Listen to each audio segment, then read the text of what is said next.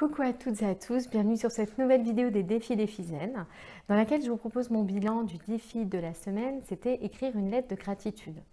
Donc cette semaine, je vous proposais de prendre à peu près 15 minutes chaque jour, une feuille blanche, un stylo, et puis d'écrire tout ce qu'il y a de positif dans votre vie, tous ces aspects de votre vie qui fonctionnent bien et auxquels en fait vous prêtez plus d'attention, comme si c'était un petit peu acquis. Voilà, l'idée c'était de renverser un peu notre fâcheuse tendance à toujours mettre l'accent sur les dangers, ce qui est négatif, ce qui peut mal tourner, voilà, dans notre vie, dans les situations qu'on traverse tous les jours et qui à l'origine avait un petit peu pour but de nous prémunir contre les dangers physiques et garantir notre survie. Seulement voilà, aujourd'hui on ne vit plus tout à fait dans le même contexte qu'il y a 50 000 ans et du coup ça nous dessert souvent plus que ça ne nous rend service. Donc moi, ce que j'ai fait cette semaine, c'est que chaque soir, après manger, avant de me mettre à travailler sur le blog, je me suis vraiment consacré 15 minutes. J'ai pris une feuille et puis, de manière pas du tout structurée, j'ai écrit voilà, tout ce que j'avais envie de célébrer un petit peu dans ma vie de tous les jours, dans ma vie quotidienne.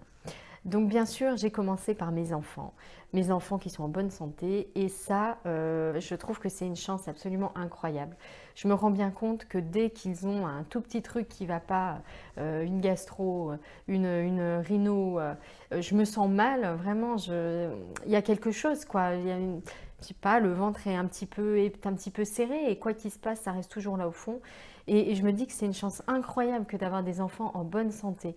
Et quand je repense à une scène de ce week-end où j'ai eu les larmes qui me sont montées aux yeux parce que j'ai fait brûler des carottes 2 fois et que j'ai pas pu faire de petits pots à mon bébé qui commence à manger des légumes, voilà, je me dis que c'est vraiment une catastrophe, quoi. C'est passer à côté de longues minutes qui pourraient être employées de manière beaucoup plus positive et sereine. Donc après mes enfants, bah, bien sûr ma bonne santé à moi, hein, c'est également une chance incroyable que j'ai de ne pas avoir de douleur parce que c'est bah, pareil, c'est un point très négatif, quelque chose qui est toujours là. Hein. Quand on souffre au quotidien, c'est beaucoup plus difficile d'apprécier la vie et quand on ne souffre pas, c'est quand même vraiment dommage de ne pas plus s'en rendre compte. Et puis mon mari, bien sûr, hein, le couple conforme, le foyer conforme, cette petite famille qu'on a créée dans son ensemble. Je trouve que ça, c'est également un point que voilà que j'avais envie de mettre un petit peu à l'honneur cette semaine et qui m'est venu en fait très naturellement, rapidement. Après cela, bien sûr, j'ai pensé à ma maman parce que bah, forcément, c'est cette personne sans qui on ne serait pas là. Donc évidemment, premier objet de gratitude, j'ai envie de dire. Et puis je me suis aperçue que j'avais quand même un ressenti un peu nuancé. Et, une fois de plus, c'est vraiment une fâcheuse tendance que de commencer toujours par ces petites choses qu'on se reproche, sans voir cette grande chose, cette immense chose qui finalement est magnifique et voilà, et qui est comme là, comme acquise, et puis du coup qu'on ne remercie pas en fait, assez au quotidien. Après ma maman, bah évidemment ma vie ici, la ville où on s'est installé depuis quelque temps, au soleil, le ciel bleu, le beau temps, les cigales qui chantent l'été. Voilà, ça je trouve que c'est vraiment quelque chose de très positif. La maison dans laquelle on a de la chance d'avoir une petite piscine. Donc bon, c'est pas la saison, mais l'été c'est vraiment hyper agréable. Et penser à tout ça, ça m'a également évoqué autre chose, c'est la colère. Aujourd'hui, parfois, j'ai de la colère. On a un petit contentieux, on va dire, avec des personnes et on ressent cette colère. Et je m'aperçois à quel point garder cette colère en soi, c'est vraiment un obstacle hein, pour être heureuse. C'est un vrai obstacle. Et le fait de suivre ce programme de formation à la pleine conscience que je suis depuis fin novembre, eh bien, je me rends beaucoup plus compte maintenant de ce que je ressens de mes sensations corporelles et de ce qu'elles expriment.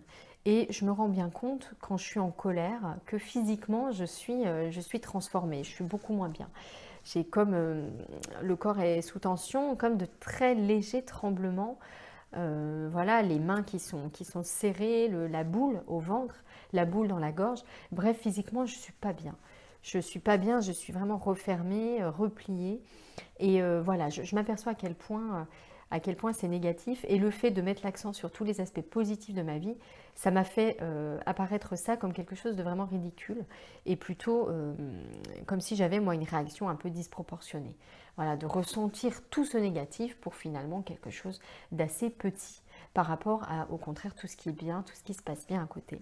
Et puis voilà, de ma vie en général, son équilibre, tout ce que j'arrive à faire, tout ce que j'aime faire, entre mon travail, le blog, mes enfants, mon mari, le fait de pouvoir organiser mon quotidien comme je le veux, d'avoir la chance également d'avoir ouvert un petit peu les yeux sur tout ça et sur justement cet équilibre à avoir que j'avais pas forcément au début.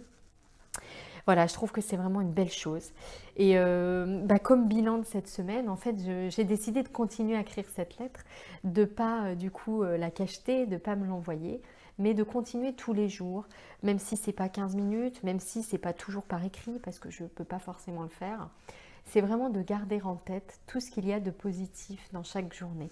J'espère que cette semaine vous a plu, que vous allez conserver cette habitude ou pas hein, voilà, dans votre petite routine quotidienne. Je vous souhaite une très belle soirée. Je vous dis rendez-vous la semaine prochaine. Hein. Cette semaine, on fait une petite pause d'intégration, une petite pause dans les défis zen. Donc, je vous donne rendez-vous la semaine prochaine avec un défi tout à fait approprié et avec une invitée hyper spéciale. Voilà, je vous souhaite une belle semaine et je vous dis à dimanche prochain.